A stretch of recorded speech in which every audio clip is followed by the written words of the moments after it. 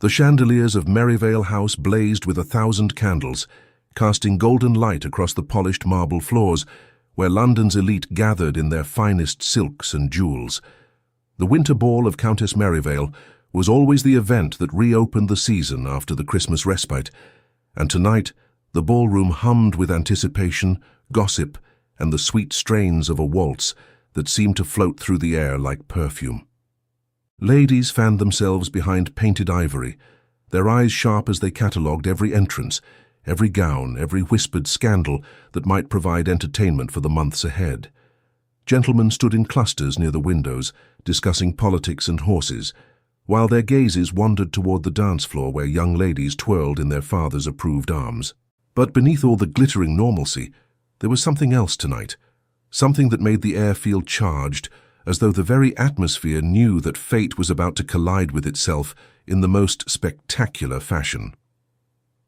Verena Lockridge stood at the top of the grand staircase, her gloved hand resting lightly on the banister as she surveyed the scene below, with an expression that revealed nothing of the storm raging in her chest.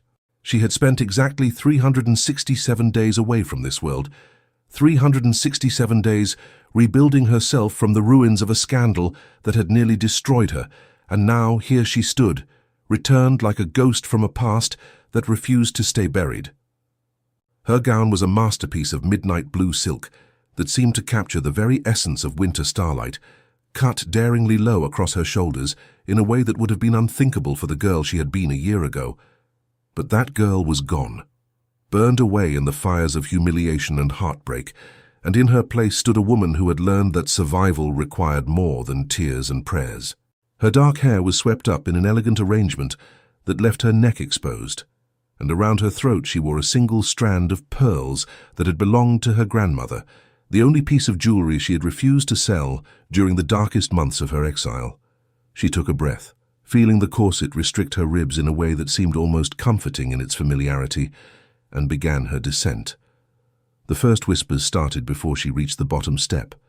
She could feel eyes turning toward her like flowers following the sun, could sense the ripple of recognition moving through the crowd as people realized who she was and began the rapid calculations that society demanded.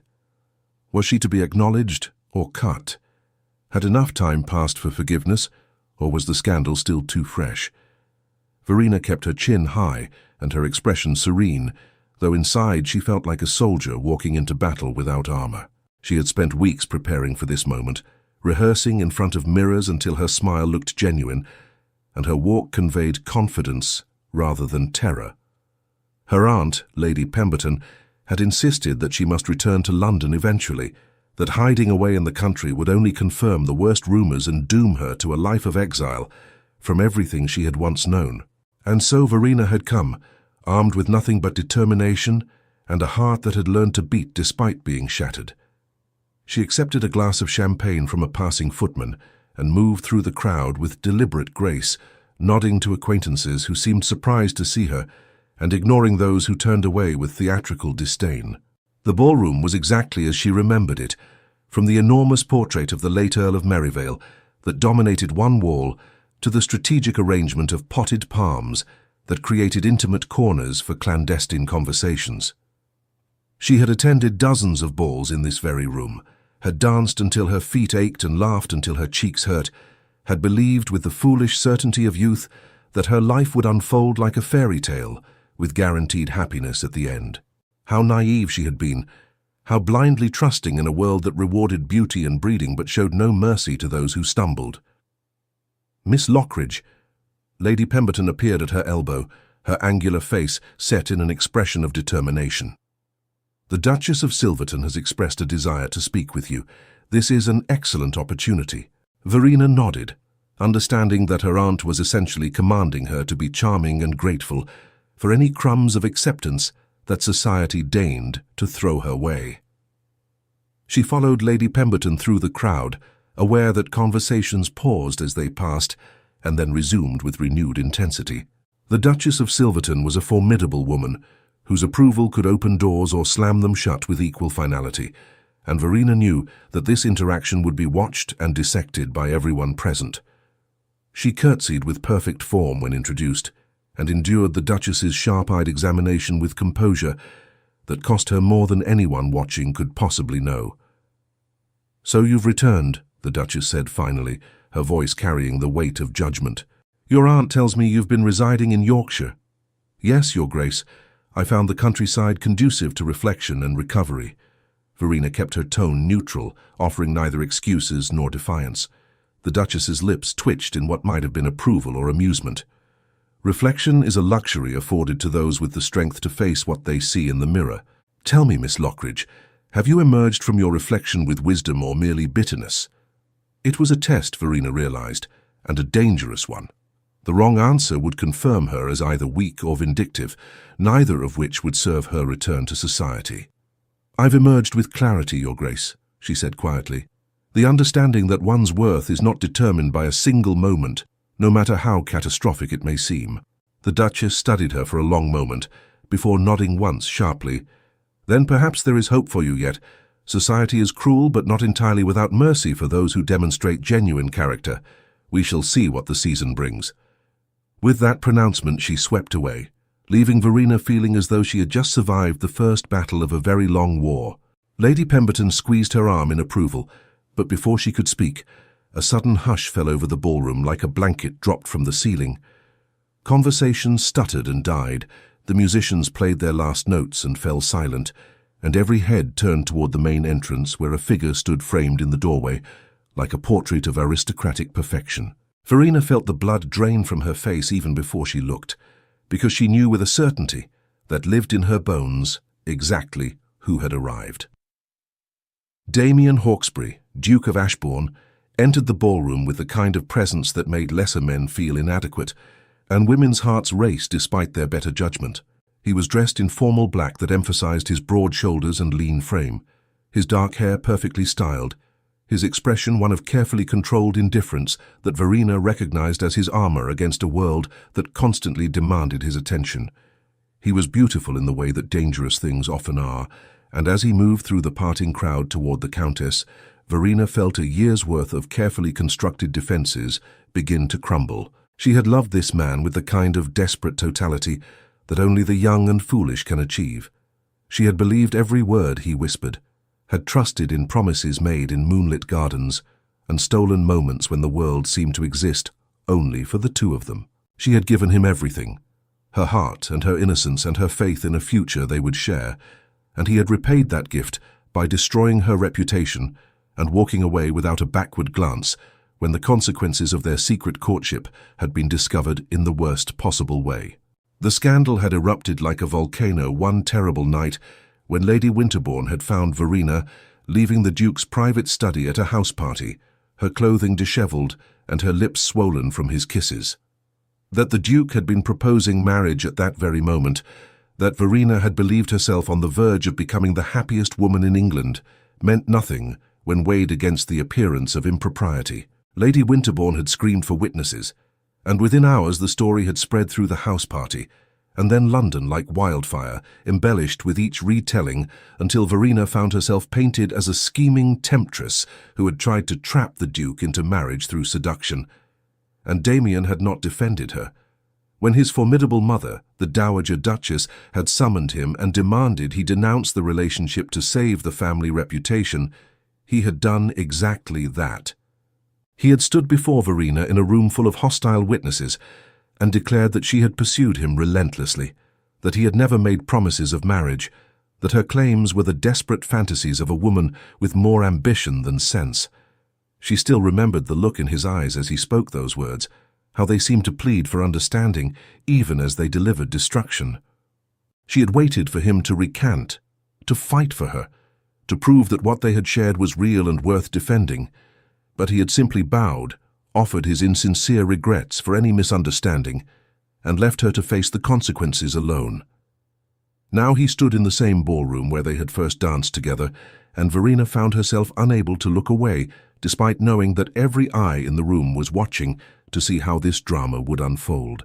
The Duke completed his greeting with the Countess and turned to survey the assembled guests, his gaze sweeping across the crowd with aristocratic disinterest until suddenly, inexplicably, it stopped. His eyes locked onto hers across the length of the ballroom, and for one suspended moment the world ceased to exist. Verena saw shock flash across his features, quickly followed by something that looked almost like pain before the mask of indifference slammed back into place. But it was too late, because she had seen the truth beneath the facade, had recognized that whatever else he might be, he was not indifferent to her presence. The music began again, breaking the spell, and couples moved onto the dance floor as though nothing momentous had occurred. But Verena knew better, because her hands were shaking and her heart was racing, and she felt like she might shatter into 1,000 pieces if she didn't get out of that room immediately. She murmured an excuse to her aunt and moved quickly toward the terrace doors, desperate for air and escape from the suffocating weight of all those staring eyes. The night air hit her face like a slap, cold and sharp, and exactly what she needed to pull herself back from the edge of panic. The terrace overlooked the Countess's famous gardens, now sleeping under a light dusting of snow that made everything look clean and pristine, as though the earth itself was starting fresh. Verena gripped the stone balustrade and focused on breathing, on feeling the bite of winter air in her lungs and the solid reality of stone beneath her palms. She had survived the last year because she had learned to live with the pain rather than trying to escape it, had accepted that some wounds never fully heal but can be managed. Seeing Damien should not have affected her this way, should not have brought back all the feelings she thought she had buried so carefully. "You shouldn't be out here alone." His voice came from behind her, low and rough in a way she remembered from whispered conversations in darkened corners. "It's not safe." Verena didn't turn around, because she couldn't trust herself to maintain composure if she looked at him directly. "I wasn't aware that terraces had become dangerous in my absence, Your Grace. Has London developed a plague of aggressive shrubbery?" She heard him move closer, felt his presence like heat at her back. "You know what I mean. A lady alone in a dark garden is an invitation for gossip, and you of all people should be careful about appearances." The casual cruelty of that statement, the implication that she bore responsibility for her own destruction, snapped something inside her. Verena spun to face him, all the rage and hurt of the past year blazing in her eyes. "How dare you? How dare you stand there and lecture me about reputation when you are the architect of my ruin? You destroyed me with your silence and your cowardice, and now you have the audacity to suggest that I should be more careful." Damien flinched as though she had struck him, and good, she thought savagely, let him hurt even a fraction of what she had endured. Up close he looked older. There were lines around his eyes that hadn't been there before, and a hardness to his jaw that spoke of sleepless nights and difficult choices. But he was still devastatingly handsome, still possessed the kind of magnetism that made her body betray her better judgment by wanting to move closer instead of away. "I did what I had to do," he said finally, his voice carefully controlled. "My mother made it clear that if I acknowledged our relationship, she would destroy your family. Your father's financial troubles were not as secret as you believed, Verena. One word from the Dowager Duchess to the right creditors, and your entire family would have been ruined, not just you. I chose the lesser of two evils." The words hit her like physical blows, and she struggled to process what he was saying. Her father's financial problems had been carefully hidden, or so she had thought. But if the Dowager Duchess had known about them, if she had used that knowledge as leverage against Damien, then everything Verena had believed about his betrayal shifted slightly out of focus. But it didn't change the fundamental truth, which was that he had sacrificed her to save himself and his precious family name. "So you threw me to the wolves to save them," she said bitterly. "That's supposed to make me feel better. You're still a coward, Damien. You had a choice and you chose your comfort and position over my honor and happiness. Don't pretend that was noble." His hand shot out and gripped her arm, not painfully but firmly enough that she couldn't pull away, without making a scene that would be visible to anyone who happened to look out the terrace windows. "I chose survival for everyone, instead of destruction for all of us. Do you think I wanted to hurt you? Do you think it didn't destroy me to say those things, to watch you suffer and know I was the cause? I have lived with that guilt every day for the past year, have endured my mother's satisfaction and society's approval while feeling like I was dying inside. Then you should have fought harder, Verena whispered, and was horrified to feel tears threatening. She had sworn she would never cry over this man again, had spent months teaching herself to be strong and independent, and whole without him. You should have chosen me. Something in Damien's expression cracked, the careful control giving way to raw emotion that made him look younger and more vulnerable than she had ever seen him. I did choose you. I chose you by keeping you alive and your family intact. My mother didn't make idle threats, Verena. She would have destroyed everyone you loved without hesitation if I had defied her. At least this way you survived, even if you hate me for it. Before Verena could respond, before she could sort through the tangle of emotions that his confession had unleashed, a voice cut through the night air like a knife. How touching, the Duke explaining away his sins to his former plaything. I do hope we're not interrupting. They both turned to find Lady Celestia Pembroke standing in the terrace doorway, flanked by two other women, whose expressions radiated malicious glee. Lady Celestia was beautiful in a cold, calculating way, and had been one of Verena's closest friends before the scandal.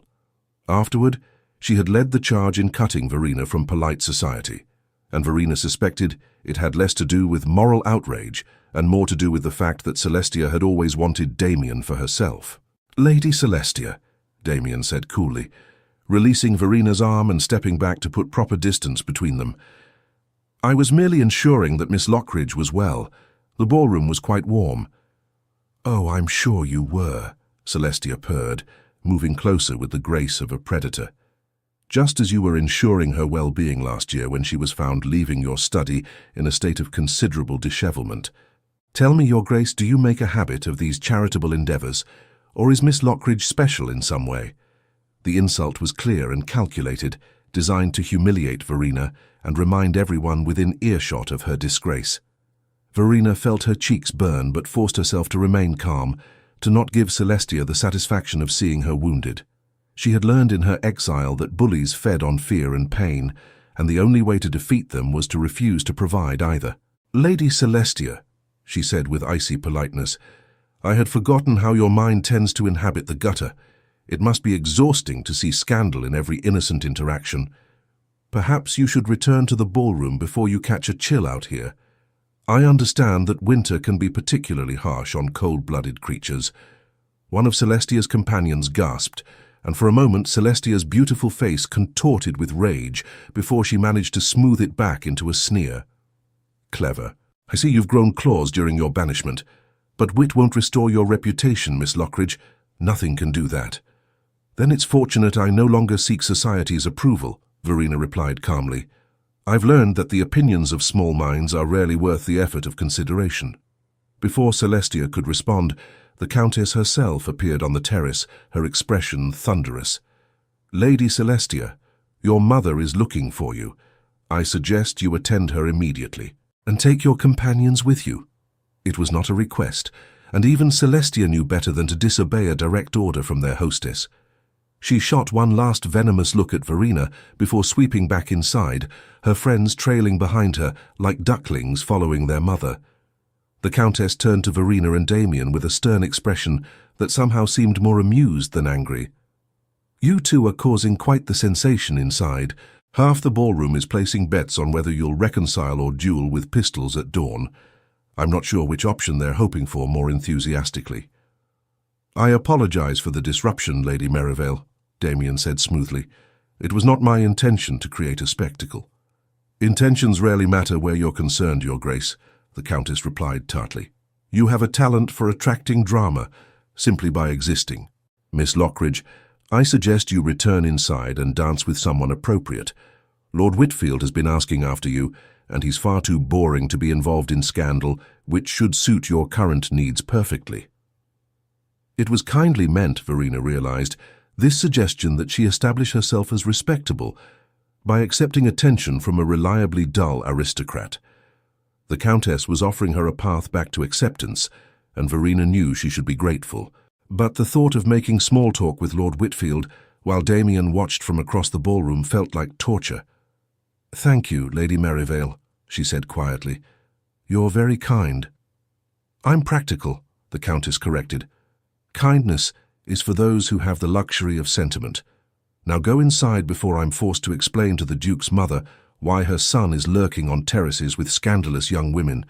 The Dowager Duchess frightens me considerably more than any ghost or demon could." Verena nodded and moved toward the door, but Damien's voice stopped her. "Verena!" Just her name, spoken with such weight that she had to look back at him. "I meant what I said. About everything." She held his gaze for a long moment, seeing past the aristocratic mask to the man beneath, the one who had whispered poetry to her in moonlit gardens and promised her forever. "So did I," she said finally. "About everything." Then she walked back into the ballroom, leaving him standing in the cold with the Countess and the ghosts of what they had once been. The rest of the evening passed in a blur of forced conversations and dances with partners whose names Verena immediately forgot. Lord Whitfield turned out to be exactly as boring as advertised, droning on about sheep breeding with the kind of enthusiasm most men reserved for horses or hounds. She smiled and nodded, and felt Damien's gaze on her like a physical touch, tracking her movements from wherever he stood, making his own obligatory social appearances. She danced with 3 other gentlemen, accepted compliments on her gown from several ladies who seemed cautiously willing to acknowledge her again, and endured her aunt's whispered instructions about maintaining proper behavior. By the time the ball ended and she finally escaped to her aunt's carriage, she felt exhausted in a way that had nothing to do with physical exertion. "You did well tonight," Lady Pemberton said, as they rattled through the dark London streets.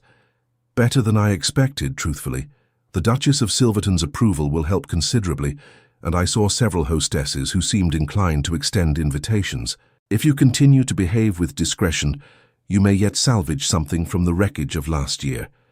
Verena stared out the window at the passing houses, thinking about how different her life had become from what she had imagined. A year ago, she had believed herself on the verge of becoming a duchess, of living a life filled with love and purpose and meaning. Now she would be grateful for invitations from women who had previously not thought her worthy of notice, and would consider herself fortunate if she managed to attract a husband who didn't hold her past against her too severely. "Did you know," she asked suddenly, not looking at her aunt, "about my father's financial troubles? About the Dowager Duchess using them as leverage?" There was a long silence before Lady Pemberton sighed. "I knew your father had made some unfortunate investments. I did not know the extent of the problem, nor that the Duchess had uncovered it. If I had known, I would have—" She trailed off, and Verena understood that her aunt would not have been able to do anything to prevent the disaster. The Dowager Duchess of Ashbourne wielded power that few could match, and she had never been one to let sentiment interfere with protecting her family's interests. "It doesn't matter now," Verena said quietly.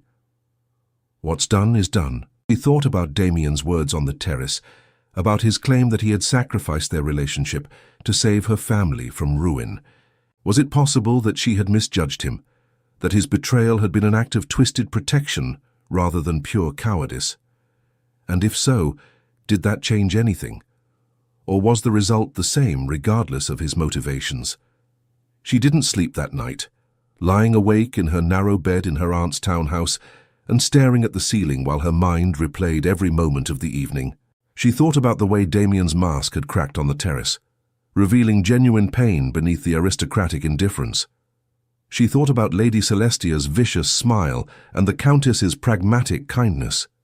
She thought about all the people who had watched her walk through that ballroom, judging and speculating and placing bets on her future, like she was a horse at the races rather than a human being with feelings and dignity.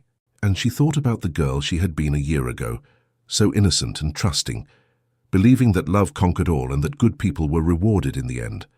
That girl was gone, burned away in the fires of public humiliation and private heartbreak.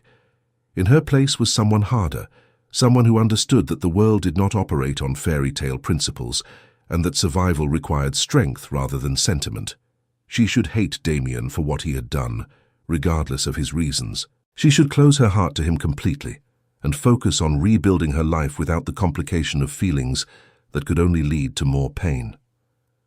But when she finally drifted into uneasy sleep as dawn broke over London, her dreams were filled with dark eyes and whispered promises, and she woke with tears on her cheeks that she pretended were merely the remnants of an emotional evening rather than evidence of a heart that refused to accept its own destruction. The following days brought a flurry of activity as the season properly began. Verena received invitations to several events, each one representing a small step back toward acceptance. She attended a musicale where she was subjected to an interminable performance on the pianoforte by a talentless young lady whose only qualification was a sizable dowry. She endured a garden party where the weather turned unexpectedly cold, and everyone huddled miserably under flapping canvas while pretending to enjoy themselves. She went to the theatre and sat in her aunt's box, painfully aware of the opera glasses trained on her from other boxes as people assessed her appearance and whispered their judgments. And at every event, Damien was there, not approaching her, not speaking to her, but present nonetheless, his gaze finding hers across crowded rooms as though drawn by some invisible cord. She learned to feel when he entered a space even before she saw him, some sixth sense alerting her to his presence in a way that would have been romantic if it weren't so painful. She watched him dance with other women and felt jealousy burn in her chest, despite knowing she had no right to such feelings. She saw Lady Celestia attach herself to his arm at every opportunity and wanted to scream at the injustice of it all. 3 weeks after the Merivale ball, Verena attended a small dinner party at the home of Lady Thornbury, who had decided that Verena's scandal was sufficiently in the past to make her an acceptable guest. The dinner was elegant, but not ostentatious, with only 16 guests seated around a beautifully appointed table laden with crystal and silver and hothouse flowers that must have cost a fortune. Verena found herself seated between an elderly colonel, who smelled of tobacco, and a younger gentleman who seemed more interested in the wine than conversation, which suited her perfectly. She was managing the meal with reasonable composure when Lady Thornbury's butler appeared and murmured something in his mistress's ear that made her eyes widen with alarm. "Ladies and gentlemen," Lady Thornbury said, her voice tight with some emotion Verena couldn't identify. "I'm afraid I must announce some distressing news. Word has just arrived that there has been a fire at the Ashbourne townhouse. The Duke is reported to be injured." The table erupted in gasps and exclamations, but Verena heard nothing except a roaring in her ears as the room seemed to tilt sideways. Without conscious thought, she pushed back from the table and stood, ignoring her aunt's horrified whisper of her name. "Where is he?" she demanded, her voice cutting through the chaos. "Which hospital?" Lady Thornbury looked shocked by her intensity. "I believe he refused to be taken to hospital, insisted on remaining at his residence despite the doctor's recommendations. But Miss Lockridge, surely you don't intend—" Verena was already moving toward the door. Propriety and reputation be damned. She heard her aunt calling after her but didn't stop, couldn't stop because the thought of Damien injured or worse was more than she could bear. She commandeered Lady Thornbury's carriage with a combination of desperation and determination that left the butler speechless, and gave the coachman directions to the Ashbourne townhouse in Mayfair with such authority that he obeyed without question. The streets passed in a blur as the carriage raced through the night, and Verena's mind conjured increasingly terrible scenarios of what she might find. Fire was a constant terror in London, where so much was built of wood and lit by candles, and warmed by fireplaces that could spark disaster with a single stray ember. She had heard stories of entire families consumed by flames, of houses reduced to ash in a matter of hours, and the thought of Damien caught in such horror made her want to scream. When they arrived at the Ashbourne residence, she saw immediately that the damage was confined to one wing of the massive building. Smoke still rose from broken windows, and servants scurried about with buckets of water, though the fire itself seemed to be extinguished. Verena leaped from the carriage before it fully stopped and ran toward the entrance, where a footman tried unsuccessfully to bar her way. "Miss, you can't go in there, it's not safe. Where is the Duke?" she demanded, and something in her expression must have convinced him not to argue further, because he stepped aside and gestured toward the back of the house. "His study, miss, but the doctor's with him, and Her Grace the Dowager Duchess has given strict orders." Verena ignored him and plunged deeper into the house, following the sound of raised voices to a room at the end of a long corridor. She burst through the door without knocking and found herself in a scene of controlled chaos. Damien sat in a chair with his shirt removed, his left arm and shoulder wrapped in white bandages that were already seeping red. A doctor hovered over him with concerned efficiency, while the Dowager Duchess stood to one side, her face pale but composed as she issued orders to the servants crowding the doorway. "Verena," Damien said, and his voice was hoarse from smoke, but unmistakably surprised. "What are you doing here?" The Dowager Duchess turned and her eyes widened in genuine shock before narrowing to chips of ice. "Miss Lockridge, this is highly inappropriate. I must insist you leave immediately." But Verena barely heard her because she was crossing the room to Damien, her hands reaching for his face before she remembered herself and pulled back. "Are you hurt?" The news said injured, but not how badly, and I thought... She stopped, unable to voice the terrible possibilities that had driven her here. Damien caught her hand in his uninjured one, his grip warm and solid and alive. "I'm fine. The fire started in the library, likely a candle too close to the curtains. I was trying to save some documents when a burning beam fell. The doctor says it looks worse than it is." "That is decidedly not what I said," the doctor interjected dryly. "What I said was that you were fortunate not to be killed, and that you need to rest and avoid aggravating the burns, or you risk infection and worse." The Dowager Duchess moved forward, her expression thunderous. "Miss Lockridge, I don't know what possessed you to come here, but your presence is neither required nor desired. The Duke has sustained an injury and needs rest, not the excitement of an unexpected and thoroughly scandalous visit from a woman with whom he should have no association whatsoever." "Mother," Damien's voice was quiet, but carried unmistakable authority. "Leave us." The Dowager Duchess looked as shocked as if he had slapped her. "I beg your pardon. I said leave us. You too, Doctor. I need to speak with Miss Lockridge privately." "Absolutely not," the Dowager Duchess said sharply. "I will not permit you to create another scandal with this woman. Haven't you learned your lesson about the consequences of inappropriate associations?" Damien stood, swaying slightly before steadying himself, and Verena saw the doctor move instinctively closer in case he fell. "The only lesson I've learned, Mother, is that I was a coward who chose reputation over love and have regretted it every day since. Now please, leave us." The silence that followed was deafening. The Dowager Duchess looked like she wanted to argue further, but something in Damien's expression must have convinced her that he would not be moved. She drew herself up with icy dignity and swept from the room, gesturing for the doctor and servants to follow. The door closed behind them with a decisive click, leaving Verena alone with Damien in a room that still smelled of smoke and fear. "You shouldn't have come," Damien said, but his hand still held hers and his eyes were warm despite the pain she could see etched in the lines around them. "This will cause more gossip." "I don't care," Verena said, and realized with surprise that it was true. "When I heard you were hurt, nothing else mattered. I would have walked through hell itself to make sure you were safe." Something shifted in Damien's expression, the careful control giving way to raw emotion that made him look vulnerable and desperate and heartbreakingly young. "I've been so wrong," he whispered, "about everything.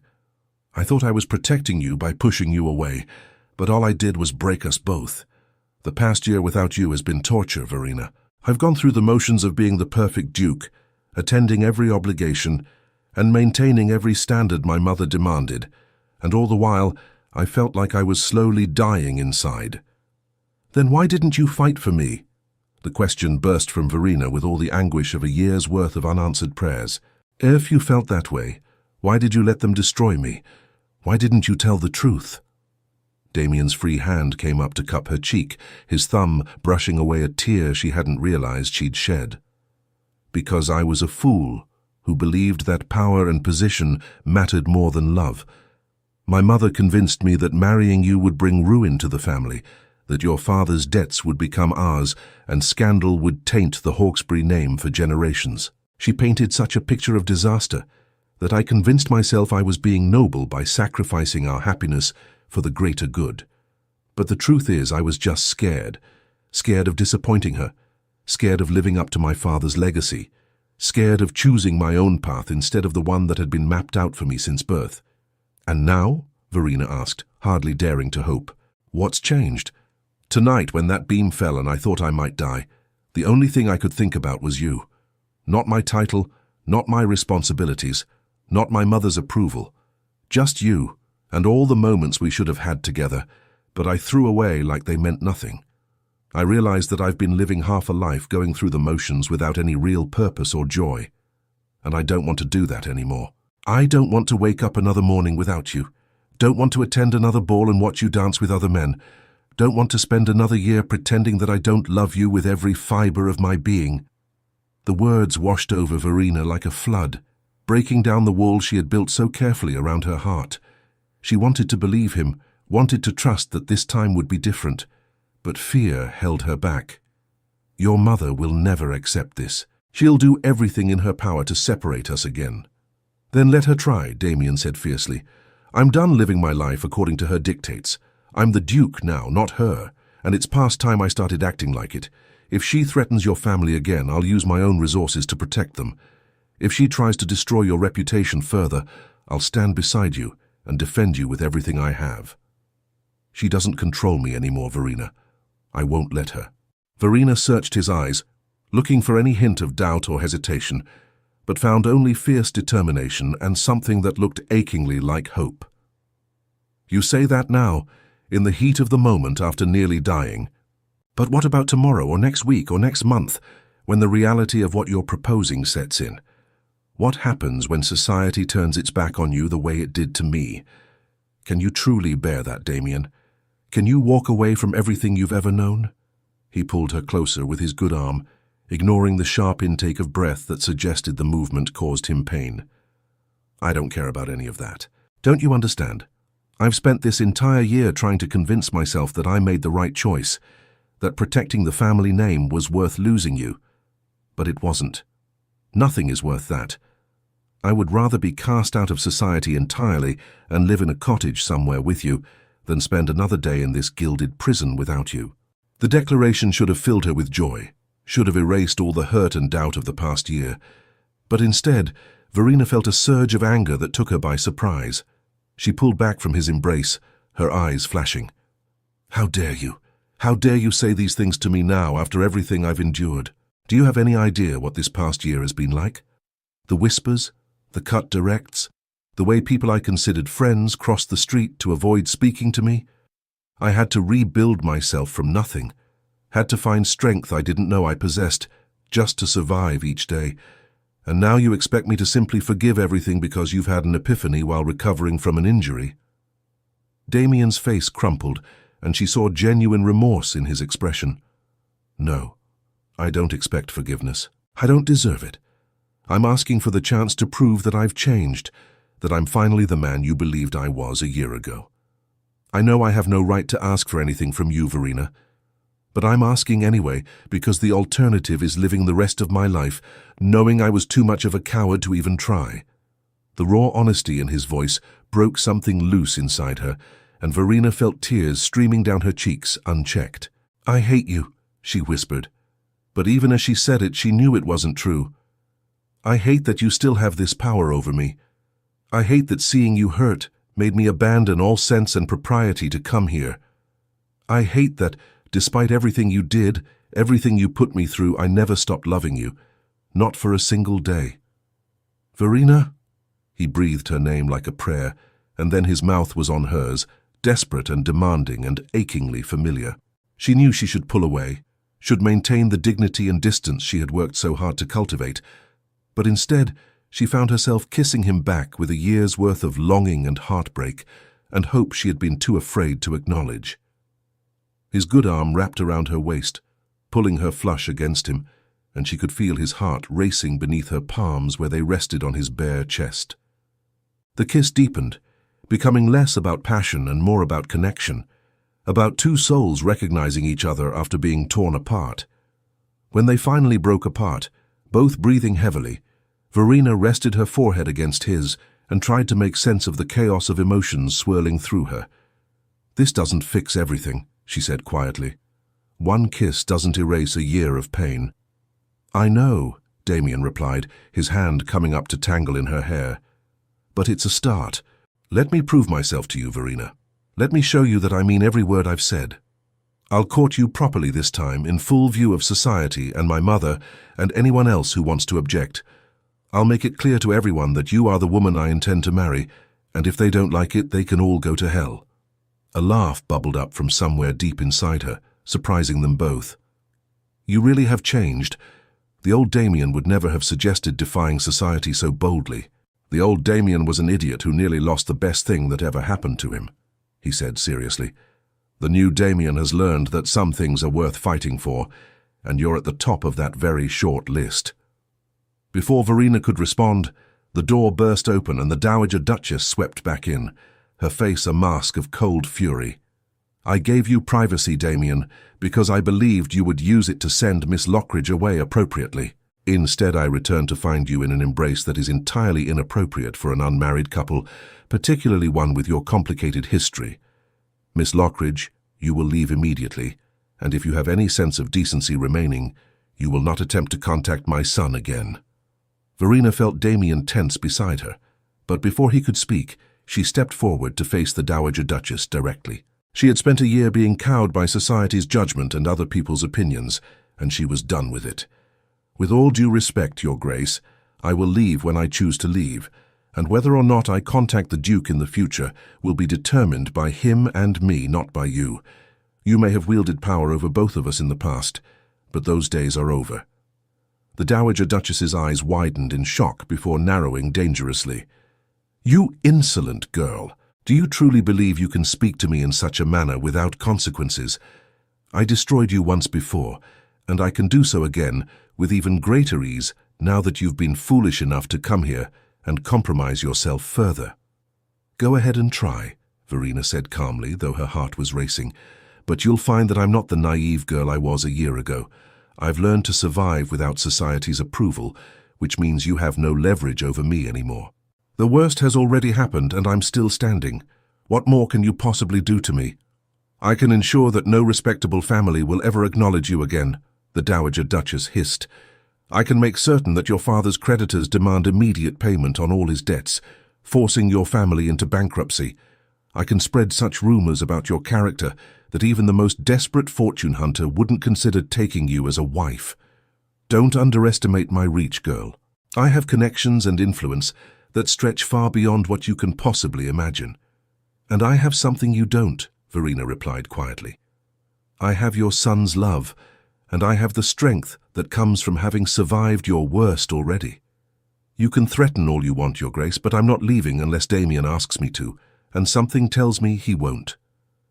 Damien moved to stand beside Verena, his posture protective despite his injury. "She's right, Mother. I won't ask her to leave, and I won't allow you to threaten her or her family anymore.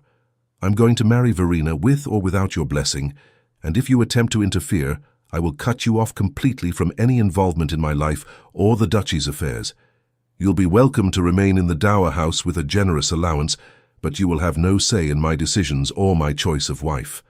The Dowager Duchess looked as though she had been struck.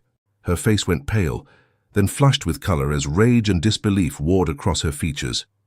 "You would choose this nobody over your own mother, over the family legacy that your father worked his entire life to build and protect?"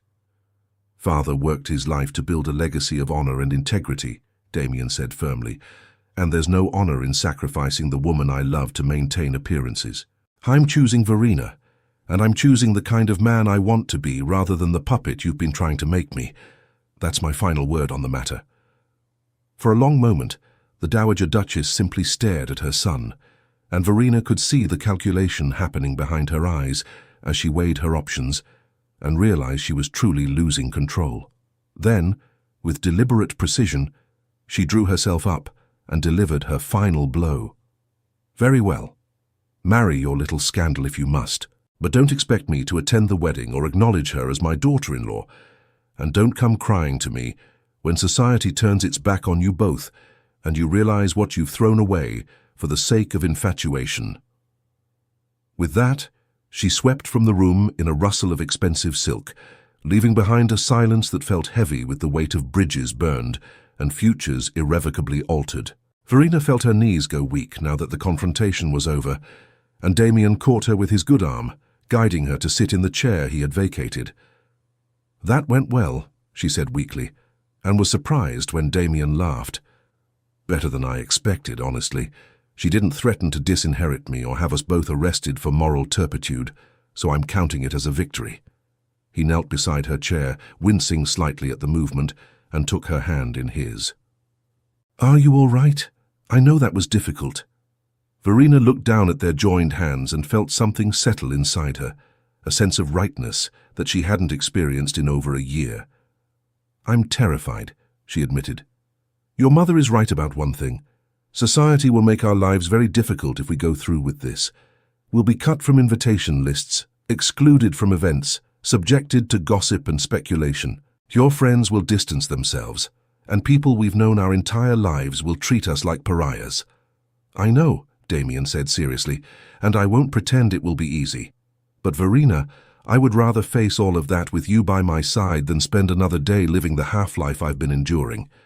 We'll find our own happiness, create our own circle of friends from people who value character over reputation. We'll travel if London becomes too suffocating. Spend time at the country estate where society's rules matter less. We'll build a life together that's genuine and real, rather than the performance I've been giving for the past year." She cupped his face with her free hand, seeing the sincerity in his eyes and feeling the last of her resistance crumble. "You're asking me to take an enormous leap of faith, to trust that this time will be different, that you won't abandon me again when things get difficult." "I know I am," he acknowledged, "and I know I haven't earned that trust yet. But I'm asking you to give me the chance to earn it back, one day at a time, one choice at a time. Let me prove that I'm worthy of your love, Verena. Let me spend the rest of my life making up for the pain I've caused you."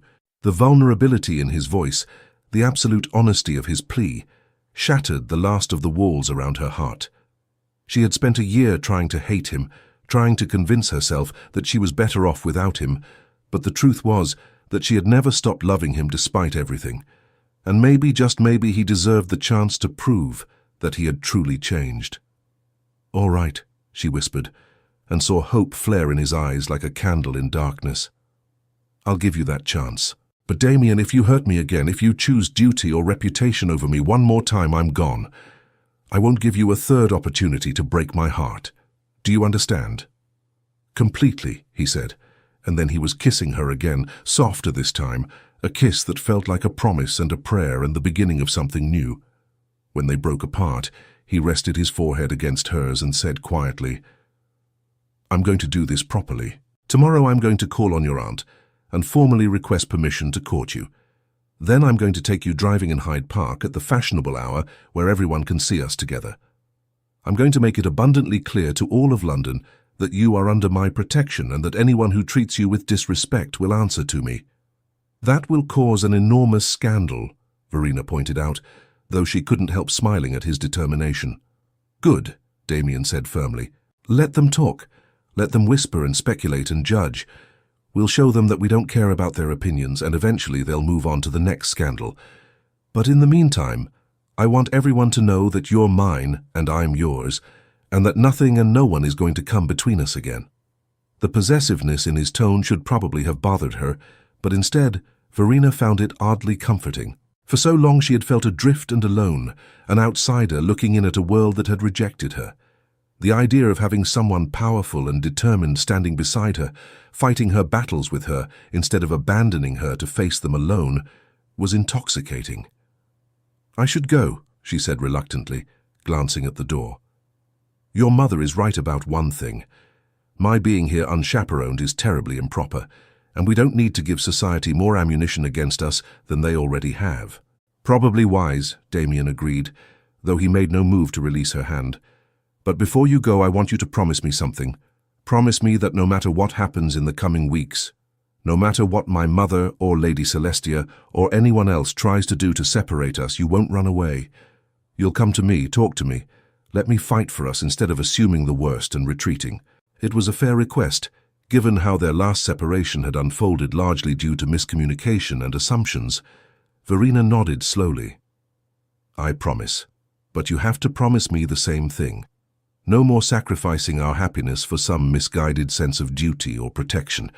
If there's a problem, we face it together." together," Damien echoed, and sealed the promise with a kiss that left her breathless and dizzy and more hopeful than she had been in a very long time. When Verena finally returned to her aunt's townhouse in the borrowed carriage, she found Lady Pemberton pacing the drawing room in a state of agitation that bordered on panic.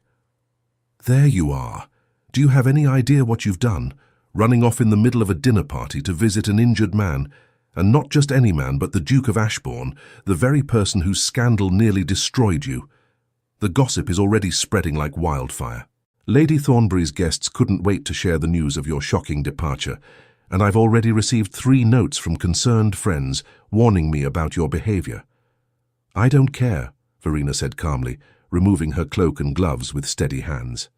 "The Duke was injured, and I needed to ensure he was well. Nothing else mattered in that moment." Lady Pemberton stared at her as though she had grown a second head. "Have you lost your mind entirely? We've been working for weeks to rehabilitate your reputation, and you've just undone all that progress in a single evening. People will say you're pursuing him shamelessly, that you're trying to trap him into marriage through scandal, just as they accused you of doing last year." "Let them say whatever they want," Verena replied, and felt a strange sense of liberation in the words. "I'm done living my life according to other people's rules and expectations. The Duke has asked to court me properly, and I've accepted. Tomorrow he'll be calling on you formally to request your permission and mine to pay his addresses." Her aunt sank into a chair as though her legs would no longer support her. "He's asked to court you openly, after everything that happened?" "Yes," Verena said simply. "He's changed, Aunt Margaret, or perhaps he's finally found the courage to be the man he always should have been. Either way, he's made it clear that he intends to marry me regardless of what society or his mother thinks about it." Lady Pemberton pressed a hand to her forehead as though warding off a headache. "This is going to be an absolute disaster. The Dowager Duchess will never allow it. She'll use every resource at her disposal to prevent this marriage, and her resources are considerable." "She's already tried," Verena admitted, sitting across from her aunt. "Damien stood up to her tonight, made it clear that he's choosing me over her approval. It wasn't easy, and I know there will be consequences, but I believe he means what he says. He's willing to risk everything for us to be together." Her aunt studied her for a long moment, and Verena saw the calculation happening behind her eyes. Finally, Lady Pemberton sighed deeply. "You love him. Despite everything he did to you, despite all the pain and humiliation, you still love him." It wasn't a question, but Verena answered anyway. "Yes, I wish I didn't, honestly. It would make everything so much simpler if I could just hate him and move on. But I can't seem to stop loving him, no matter how hard I try." "Love is the most inconvenient of all emotions," Lady Pemberton said dryly. "It makes us do foolish things and take risks we know we shouldn't. But I suppose if you're determined to pursue this path, the least I can do is support you. Heaven knows you'll need all the allies you can get in the coming weeks." Verena felt a rush of gratitude toward her aunt, who had already done so much to help her rebuild her life after the scandal. "Thank you. I know this isn't what you wanted for me, but—" "What I wanted was for you to be happy and secure," Lady Pemberton interrupted. "If the Duke truly makes you happy, then I'll do whatever I can to help you achieve that happiness. Though I reserve the right to say I told you so if this all goes horribly wrong." Despite the seriousness of the situation, Verena found herself smiling. Fair enough. True to his word, Damien arrived at Lady Pemberton's townhouse the following afternoon at precisely the fashionable calling hour, when other visitors would be present to witness his arrival. Verena watched from the drawing-room window as his impressive carriage pulled up outside, and felt her heart race with a mixture of anticipation and anxiety. This was it, the moment when they would make their intentions public and face whatever consequences followed. He entered the drawing-room with his arm still bandaged, but his bearing confident, and the 2 other ladies who had been making calls immediately fell silent as they recognized him. Verena saw Lady Morrison's eyes widen with shock, and Mrs. Danbury's fan began moving rapidly, as though she needed extra air to cope with the drama unfolding before her. "Lady Pemberton," Damien said, bowing formally to her aunt. "Thank you for receiving me. I hope I'm not intruding." "Not at all, Your Grace," Lady Pemberton replied, though her tone suggested she was well aware of the spectacle they were creating. "Please do sit down. You know Lady Morrison and Mrs. Danbury, I believe?" The two ladies nodded, clearly torn between the desire to stay and witness what happened next, and the knowledge that proper etiquette demanded they make their excuses and leave. Damien solved their dilemma by acknowledging them briefly, before turning his attention fully to Verena, who had risen from her seat when he entered. "Miss Lockridge," he said, and the warmth in his voice was unmistakable. "You look lovely today. I trust you're well." "Quite well, thank you, Your Grace," Verena replied, playing her part in the formal dance of courtship while hyper-aware of their audience. "I was relieved to hear that your injury is not as serious as initially feared." "Thanks in large part to your concern," he said, and there was no mistaking the meaning in his words. Lady Morrison gasped softly, and Verena knew that by tomorrow morning all of London would know that the Duke of Ashbourne had essentially acknowledged that Verena had visited him the previous evening. Lady Pemberton cleared her throat pointedly. "Your Grace, perhaps you would care for some tea?" "That would be most kind," Damien replied, but his eyes never left Verena's face. "However, before we settle in for tea, I wonder if I might have a word with you privately, Lady Pemberton. There is a matter of some importance I wish to discuss." This was it, Verena realized. He was going to formally request permission to court her, right here and now with witnesses present to spread the news throughout society. It was a bold move, one that would make it impossible for either of them to retreat without causing an even greater scandal. Lady Morrison and Mrs. Danbury were practically vibrating with excitement, and Verena could already imagine the letters they would write and the calls they would make as soon as they left this house. Lady Pemberton rose with admirable composure. "Of course, Your Grace. Ladies, if you'll excuse us for a moment. Verena, perhaps you could show Lady Morrison that book of poetry she was asking about earlier." It was a transparent excuse to separate Verena from the Duke while he spoke with her aunt, but it served the purpose of maintaining propriety while still allowing their audience to witness the general outline of what was happening. Verena led the two ladies toward the bookshelves on the far side of the room, painfully aware of their avid attention, as they pretended to be interested in literature while clearly straining to overhear the conversation happening near the fireplace. She couldn't make out the words, but she could see Damien speaking earnestly to her aunt, could see Lady Pemberton's expression shifting from resignation to something that might have been cautious approval. The conversation lasted perhaps 5 minutes, though it felt like an eternity. And then her aunt was nodding and Damien was bowing, and they were both turning to look at Verena with expressions that made her heart soar. "Miss Lockridge," Lady Pemberton said formally, "His Grace has requested permission to pay his addresses to you, and I have granted that permission contingent upon your own feelings in the matter. Do you wish to receive the Duke's attentions?" Every eye in the room was on her, and Verena knew that this moment would define everything that came after. If she said no, she would save herself from potential future heartbreak, but would always wonder what might have been. If she said yes, she was choosing a path that would be difficult and fraught with obstacles, but one that offered the possibility of genuine happiness. "Yes," she said clearly, her voice steady despite the emotions churning inside her. "I would be honored to receive His Grace's attentions." The smile that broke across Damien's face was worth every moment of uncertainty and fear. He crossed the room to her side, taking her hand in his and raising it to his lips in a gesture that was both formally proper and intimately possessive. "Then, with your aunt's permission and your consent, I would very much like to take you driving in Hyde Park this afternoon. The weather is fine, and I believe the fresh air would do us both good." Everyone in the room understood what he was really saying, that he intended to parade their courtship through the most public venue in London, making it impossible for anyone to pretend they didn't know about his intentions. It was a declaration of war against propriety and his mother's machinations, and Verena loved him all the more for his boldness. "I would like that very much," she said, squeezing his hand gently. Lady Morrison and Mrs. Danbury made their excuses shortly after, clearly eager to spread the news of what they had witnessed. As soon as they were gone, Lady Pemberton sank into her chair and regarded Damien with a mixture of exasperation and grudging respect. "You certainly don't do anything by halves, do you, Your Grace? By tomorrow, every drawing room in London will be buzzing with news of your courtship. I hope you're prepared for the consequences." "I am," Damien said firmly, "and I want everyone to know exactly where I stand. Miss Lockridge's reputation suffered because of my cowardice last year. The least I can do now is make it absolutely clear that she has my full support and protection." "The Dowager Duchess will be furious," Lady Pemberton pointed out. "My mother's feelings are no longer my primary concern," Damien replied. "Verena's happiness is." An hour later, Verena found herself seated beside Damien in his elegant open carriage as they made their way toward Hyde Park.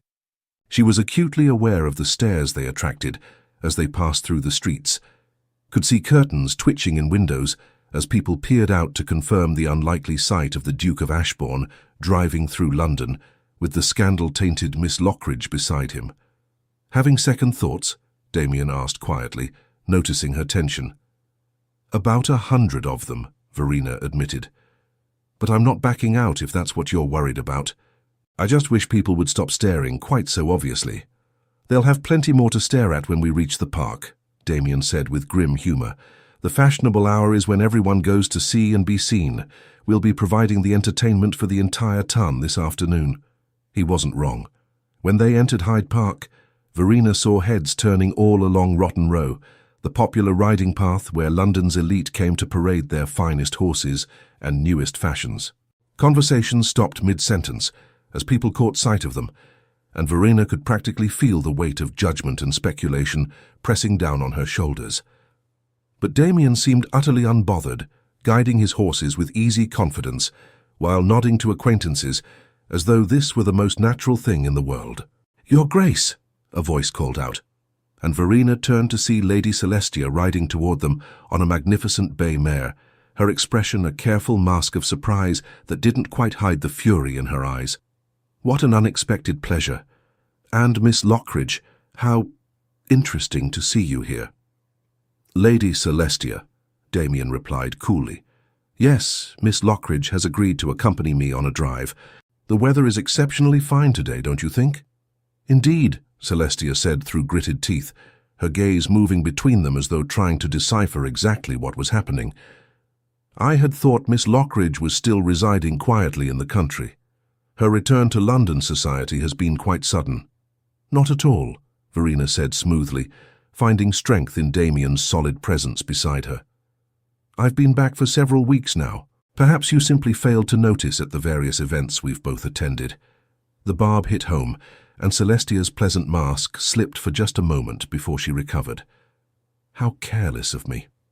Well, I'm sure we'll be seeing much more of each other now that you've re-emerged. Do enjoy your drive." With that barely veiled threat, she urged her horse forward and disappeared into the crowd of riders. "That went about as well as expected," Damien observed. "Celestia won't let this go easily. She's had her sights set on becoming a duchess for years, and she won't appreciate being supplanted by you." "I'm not afraid of Lady Celestia," Verena said, though her hands were trembling slightly in her lap.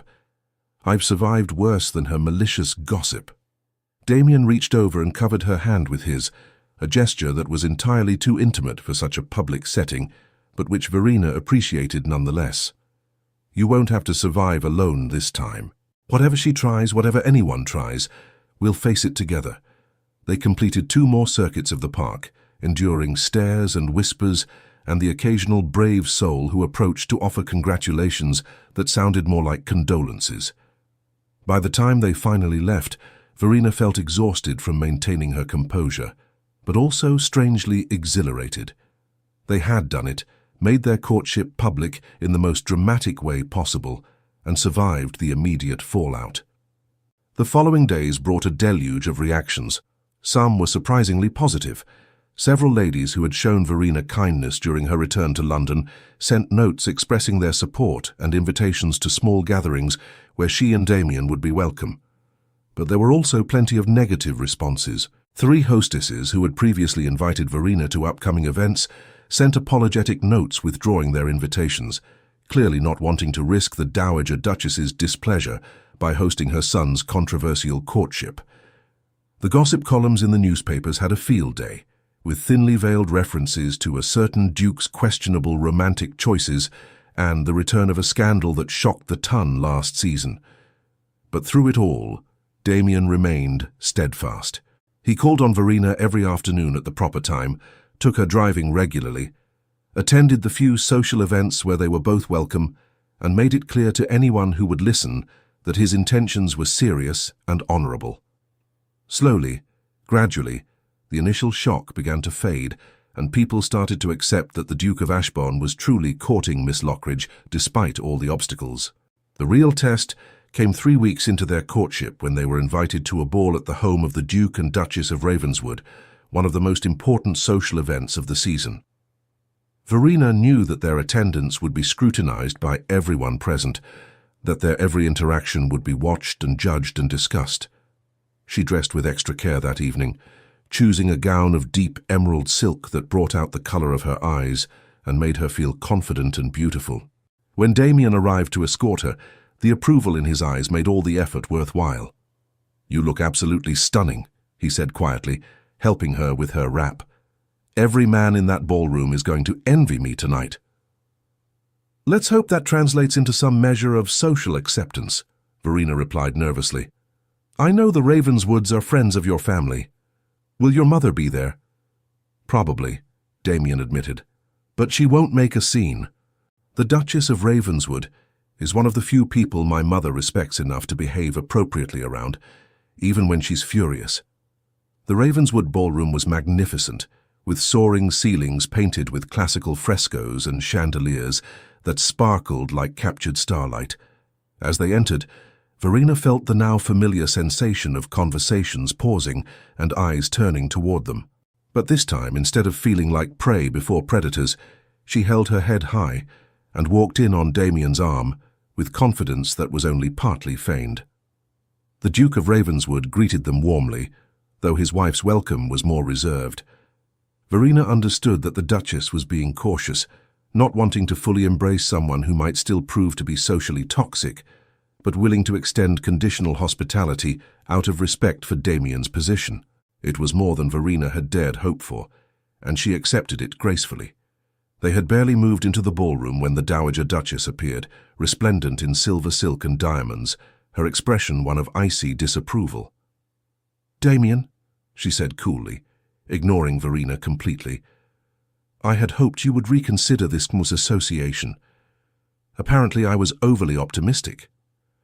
"Mother," Damien replied evenly. "You know Miss Lockridge, of course." "Verena, you remember my mother, the Dowager Duchess of Ashbourne." It was a deliberate move, forcing his mother to acknowledge Verena or commit the social solecism of being openly rude at a prominent ball.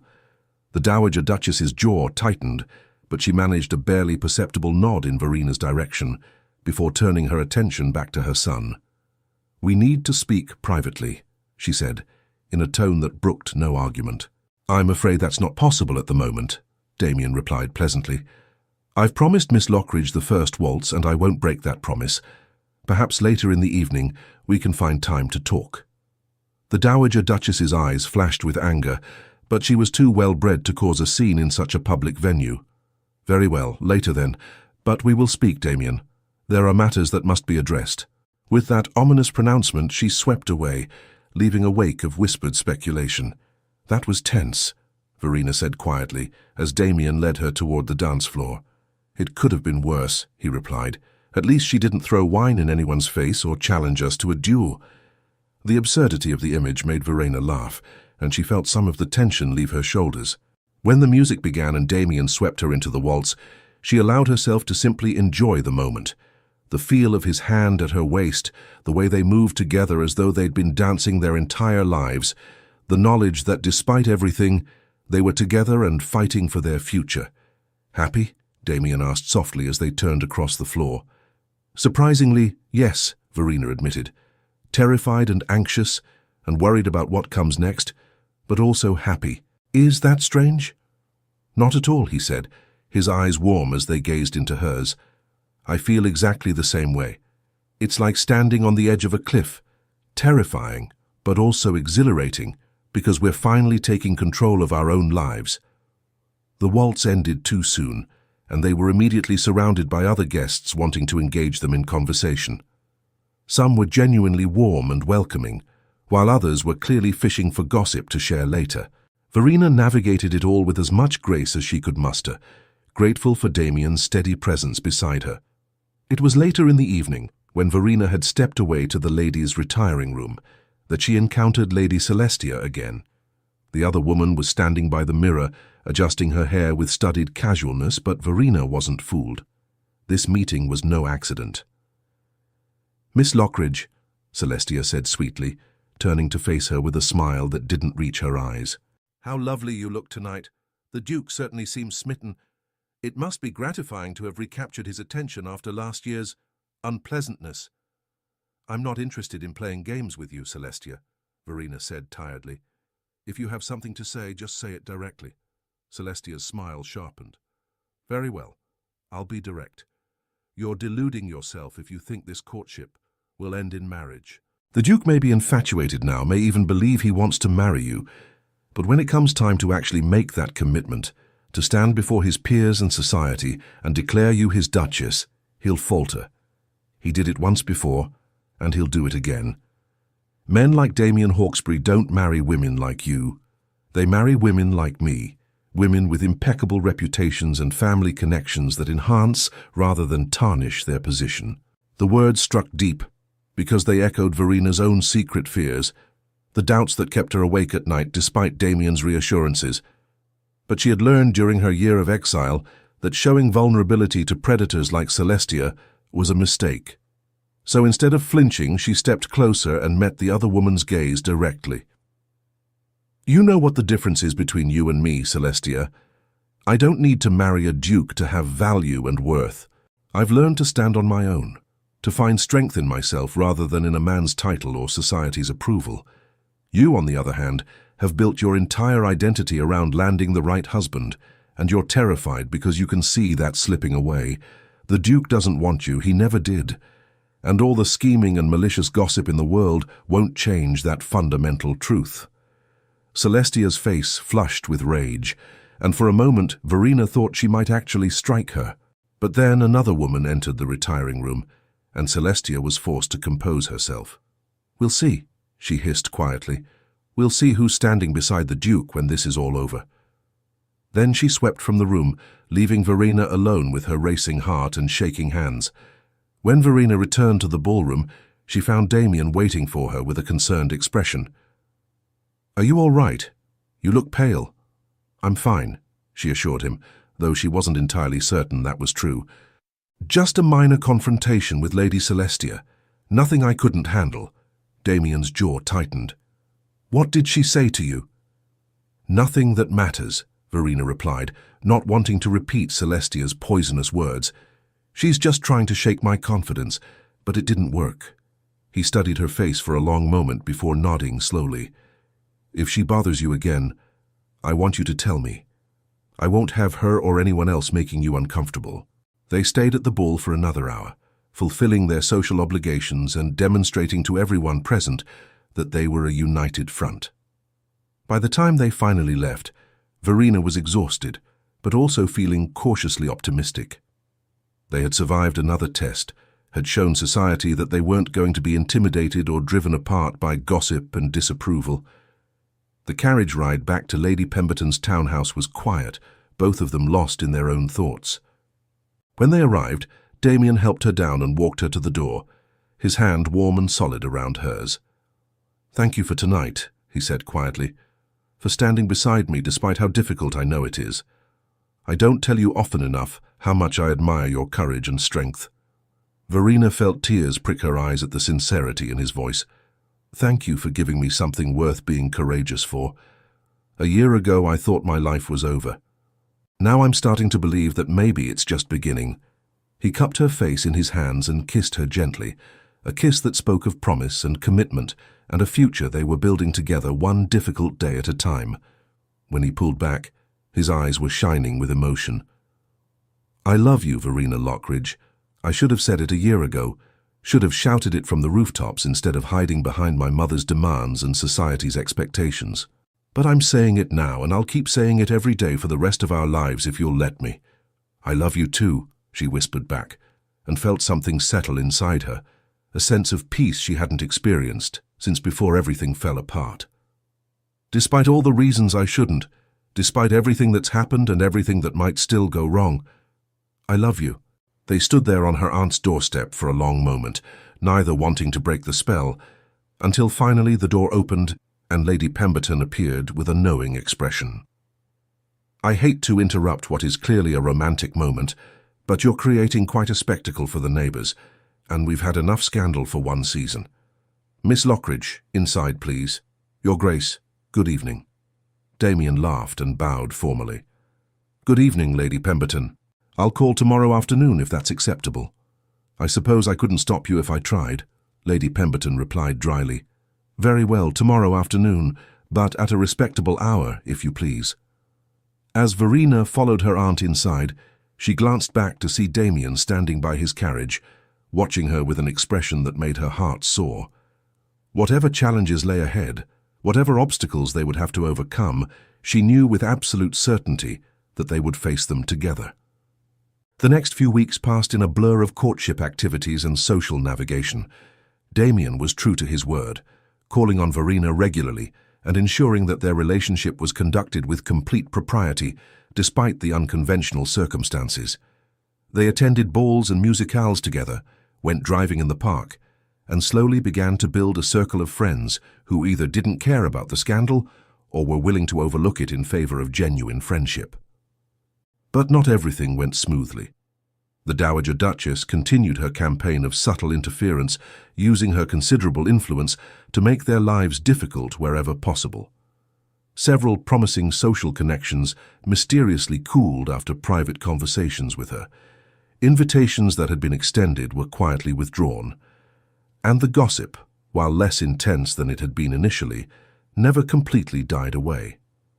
It was during a particularly difficult week, when 3 separate hostesses had declined to invite them to upcoming events, that Damien arrived at Lady Pemberton's townhouse with an expression of determined purpose that Verena had learned to recognize. "I need to speak with you," he said without preamble once they were alone in the drawing room. "I've been thinking about our situation, about the obstacles we continue to face, and I've come to a decision." Verena felt her heart sink, certain that this was the moment Celestia had predicted, when Damien would realize that the cost of marrying her was too high and would find some gentle way to withdraw. She steeled herself for the blow, determined not to fall apart in front of him. "I think we should elope," Damien said, and it took a moment for the words to register because they were so completely different from what she'd been expecting. "What?" she said stupidly. "I think we should elope," he repeated, taking her hands in his. "Go to Scotland, get married at Gretna Green and present everyone with a fait accompli. My mother can't prevent a marriage that's already happened, and society will eventually accept it because they'll have no choice. We've been trying to do this the proper way to gain acceptance and approval before taking the final step. But I'm beginning to think that's backwards. Once we're married, once you're the Duchess of Ashbourne, people will have to acknowledge you regardless of how they feel about the circumstances." Verena's mind reeled at the suggestion. Elopement was scandalous, the sort of thing done by desperate couples with no other options. But it was also practical in a way that appealed to her. They could avoid months more of social maneuvering and her fear that Damien might change his mind. On the other hand, it would rob them of a proper wedding and would likely enrage the Dowager Duchess beyond all reconciliation. "Are you certain?" she asked carefully. "Because once we do this, there's no going back. Your mother will never forgive you, and we'll be burning a lot of bridges with society." "I'm certain," Damien said firmly. "I'm tired of waiting for other people's approval, tired of letting my mother and the gossips dictate our lives. I want to marry you, Verena. Not someday in the distant future after we've jumped through enough hoops to satisfy everyone else, but now, as soon as possible. Will you elope with me?" It was madness. It was impulsive and reckless, and exactly the kind of scandal that had destroyed her reputation in the first place. But looking into Damien's eyes, seeing the absolute certainty and love shining there, Verena found herself nodding. "Yes," she said, and felt a wild surge of excitement chase away her anxiety. "Yes, let's do it. Let's elope and get married and start our lives together, without waiting for permission from people who will never fully accept us anyway." Damien's face broke into a brilliant smile, and he pulled her into his arms, spinning her around in a circle that made her laugh breathlessly. "We'll leave tomorrow night," he said, setting her back on her feet. "I'll arrange everything, the carriage, the route, accommodation along the way. Can you be ready?" "I'll be ready," Verena promised, her heart racing with a mixture of fear and exhilaration. "Should we tell my aunt?" "Not until we're gone," Damien said practically. "She'll try to talk us out of it, and the fewer people who know our plans, the less chance there is of my mother finding out and trying to stop us. We'll leave her a letter explaining everything." They spent the next day in a state of barely contained excitement mixed with anxiety. Verena packed a small trunk with essential items, trying to choose what to take without making it obvious to the servants that she was preparing for a journey. She wrote a letter to Lady Pemberton explaining her decision and expressing gratitude for everything her aunt had done, and she tried not to think too hard about all the ways this plan could go wrong. That evening, as the sun set over London, Damien's carriage pulled up outside the townhouse at precisely the appointed time. Verena slipped out through the servants' entrance, her heart pounding as she hurried to where he waited. The moment she was inside the carriage, they were off, racing through the darkening streets toward the North Road and Scotland beyond. "No regrets?" Damien asked as London fell away behind them. "Hundreds," Verena admitted with a slightly hysterical laugh, "but no desire to turn back." He pulled her close against his side, and they rode through the night wrapped in each other's arms, and the knowledge that they were finally taking control of their own destiny. The journey to Scotland took 3 days of hard travel, stopping only briefly at coaching inns for rest and fresh horses. Verena was exhausted and dishevelled by the time they finally arrived at Gretna Green, but also more certain than ever that this was the right choice. The marriage ceremony itself was simple, performed by the local blacksmith, who served as the village's irregular marriage officiant. There were no flowers, no elegant guests, no grand celebration, just 2 people speaking vows to each other in a small workshop that smelled of coal and hot metal. But when the blacksmith pronounced them married, and Damien kissed her for the first time as her husband, Verena felt more joy than she had ever experienced at any of the elaborate society weddings she had attended. "Hello, Duchess," Damien murmured against her lips, and she laughed through happy tears. "Hello, husband." They spent their wedding night at a small but comfortable inn, finally alone together without the weight of society's judgment or the fear of being discovered. Damien was gentle and patient, understanding that despite everything they had been through, this was new territory for both of them. And when Verena woke the next morning wrapped in her husband's arms, watching sunlight stream through the window of their modest room, she felt a contentment she had thought lost forever. "We should probably send word to London," she said reluctantly, "before someone raises a hue and cry about our disappearance." "Already done," Damien replied, pressing a kiss to her temple. "I sent a messenger last night while you were sleeping. By now my mother and your aunt both know that we're married. I imagine the reactions are dramatic." That was putting it mildly, as they discovered when they finally returned to London a week later. The Dowager Duchess had apparently gone into seclusion at the Dower House, refusing to speak to anyone about her son's scandalous elopement. Lady Pemberton was torn between relief that Verena had refusing to speak to anyone about her son's scandalous elopement. Lady Pemberton was torn between relief that Verena had secured such an advantageous match and fury at having been deceived about their plans. And society was, predictably, ablaze with gossip about the Duke who had thrown propriety to the winds and married his scandal-tainted love at Gretna Green. But the one thing no one could dispute was that Verena was now the Duchess of Ashbourne, with all the rights and privileges that title entailed. Women who had cut her just weeks before now had to acknowledge her or risk insulting one of the most powerful dukes in England. Invitations that had been withdrawn were hastily re-extended, and slowly, grudgingly, society began to accept what had happened. The first real test came at the Duchess of Silverton's annual autumn ball, one of the most prestigious events of the season. Verena dressed with extra care for the occasion, choosing a gown of midnight blue silk that complemented her new diamonds, a wedding gift from Damien that had belonged to his grandmother rather than his mother.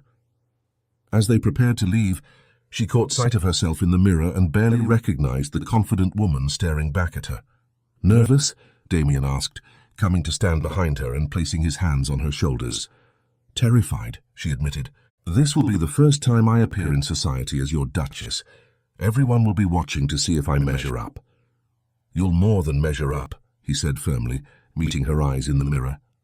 "You're stronger, smarter, and more compassionate than half the women in that ballroom combined. And you're my wife, which means you have every right to hold your head high and expect to be treated with the respect your position deserves."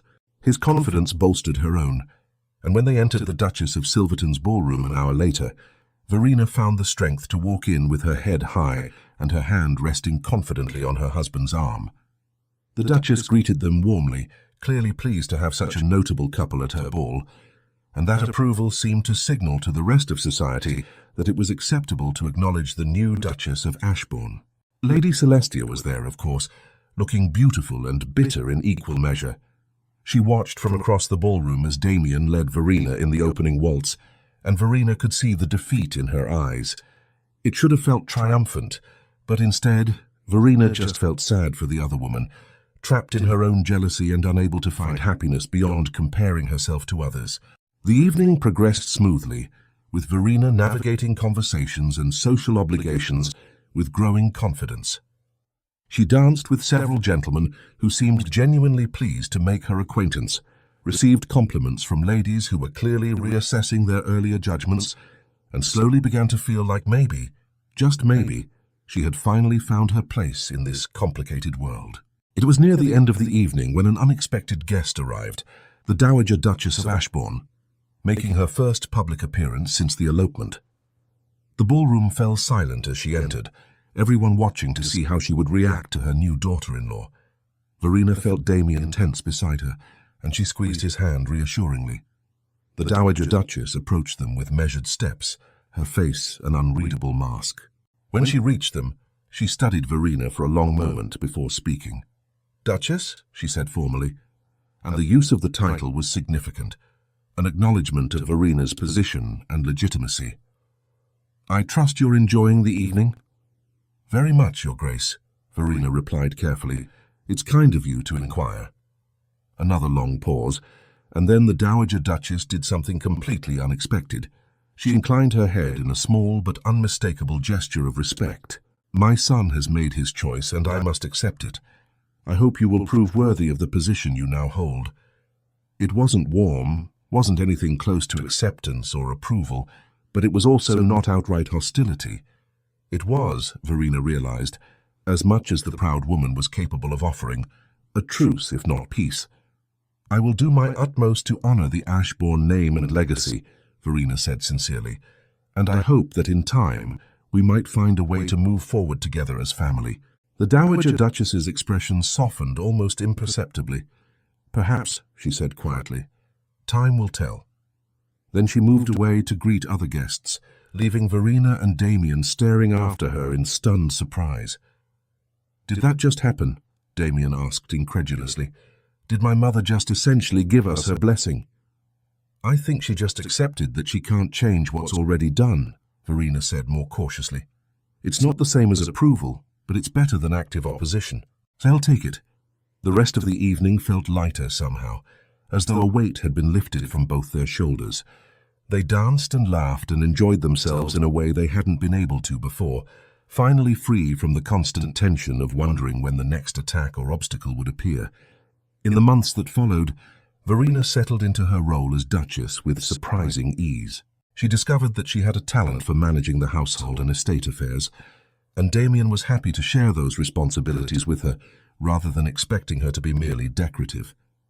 They divided their time between London and the country estate, finding joy in the quieter moments away from society's constant scrutiny. The Dowager Duchess gradually thawed in her attitude toward Verena, though their relationship never became truly warm. But they learned to coexist civilly, and eventually even developed a grudging mutual respect. Lady Celestia faded from their social circle, eventually marrying a wealthy earl who seemed more interested in her connections than her personality. A year after their elopement, Verena stood in the nursery of Ashbourne Hall, gazing down at the tiny daughter sleeping peacefully in her cradle. The baby had her father's dark hair and her mother's delicate features, and looking at her, Verena felt a surge of love so powerful it almost hurt. "She's perfect," Damien said softly from the doorway, coming to stand beside his wife and wrap an arm around her waist. "Just like her mother." "She's going to grow up in a different world than we did," Verena said thoughtfully. "We'll make sure of it. She'll never doubt that she's loved for who she is, rather than what society expects her to be. She'll know that her worth isn't determined by her ability to make a good match or maintain a spotless reputation." "She'll be strong and brave like you," Damien agreed, pressing a kiss to Verena's temple. "And she'll know that love is worth fighting for, even when the whole world seems set against you." Verena leaned back against her husband, feeling grateful for the long, difficult journey that had brought them to this moment. The scandal that had nearly destroyed her had ultimately led to something better than she could have imagined, a partnership built on genuine love and mutual respect rather than societal obligation. "Do you ever regret it?" she asked quietly. "Everything you gave up to be with me? The easy path you could have taken if you'd married someone else?" Damien turned her in his arms so he could look into her eyes. "Not for a single second. You're the best thing that ever happened to me, Verena. Every obstacle we faced, every difficulty we overcame was worth it to end up here with you and our daughter. I would do it all again in a heartbeat." She kissed him then, pouring all her love and gratitude into the gesture, and felt his arms tighten around her. Their daughter stirred in her cradle, making soft baby sounds, and they broke apart with matching smiles. "We should let her sleep," Damien whispered. "Come, let's go downstairs. Your aunt is arriving for dinner tonight, and you know how she likes everything to be perfect." As they left the nursery hand in hand, Verena reflected on how much had changed in the 2 years since that fateful winter ball, when she had returned to London broken and uncertain. She had learned that true strength came from within, rather than from society's approval. She had discovered that love required courage and the willingness to fight for what mattered most. And she had found that sometimes the most devastating setbacks could become opportunities for growth and transformation. The road had been difficult, filled with obstacles and heartbreak, and moments when giving up seemed like the easier choice. But she had persevered, had found the strength to demand the love and respect she deserved, and had built a life that was richer and more meaningful than the fairy tale she had once imagined. And that, Verena thought as she walked through her home beside the man who had learned to be worthy of her love, was worth every tear, every sleepless night, every moment of doubt and fear. Because true love wasn't the effortless romance of fairy tales, it was the choice to keep fighting, keep growing, keep building something real and lasting, even when the world tried to tear it apart. A message from our hearts to yours. My dearest readers, beautiful souls who have journeyed with Verena through darkness into light, this message is for you, and it comes wrapped in all the love and care we hold for each person who finds themselves in these pages. If Verena's story has resonated with you, if you've felt echoes of your own struggles in her pain or your own hopes in her triumph, then please hear this truth. You are worthy of a love that chooses you again and again, especially when choosing you is difficult. Your value doesn't diminish because someone failed to recognize it. Like Verena, you carry within you a strength that may have been hidden, but has never truly left. Perhaps you've experienced your own betrayal, your own moment when someone you trusted walked away when you needed them most. Perhaps you've rebuilt yourself in the quiet corners of your life, piece by painful piece, wondering if you'll ever feel whole again. If so, know this. You are not broken, you are becoming. Never ever settle for love that makes you feel like you must earn it through perfect behavior or by making yourself smaller. Never accept someone who promises forever, but disappears when forever becomes complicated. True love, the kind that nourishes your soul rather than depleting it, will stand in the storm with you, will fight for you when fighting is required, will choose you over comfort and convenience. You are enough. Read that again. You are enough. Exactly as you are in this moment, with all your perceived flaws and past mistakes and uncertainty about the future. Your history doesn't write your destiny. Your heartbreaks don't define your capacity for joy.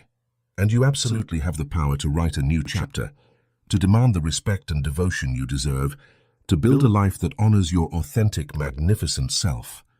Like Verena, you may need to walk through fire to reach your happiness. You may need to stand alone before you can stand beside someone worthy of you. You may need to lose everything you thought mattered to discover what truly does. But you have survived everything life has thrown at you so far, which means you are far stronger than you know. Be brave enough to believe you deserve better. Be strong enough to walk away from what diminishes you. Be wise enough to recognize love that elevates and empowers you. And be patient enough with yourself to heal at your own pace, in your own way, without rushing to meet anyone else's timeline. Your love story is still being written, beautiful soul, and you are both the author and the heroine. Make it magnificent, make it true, make it yours.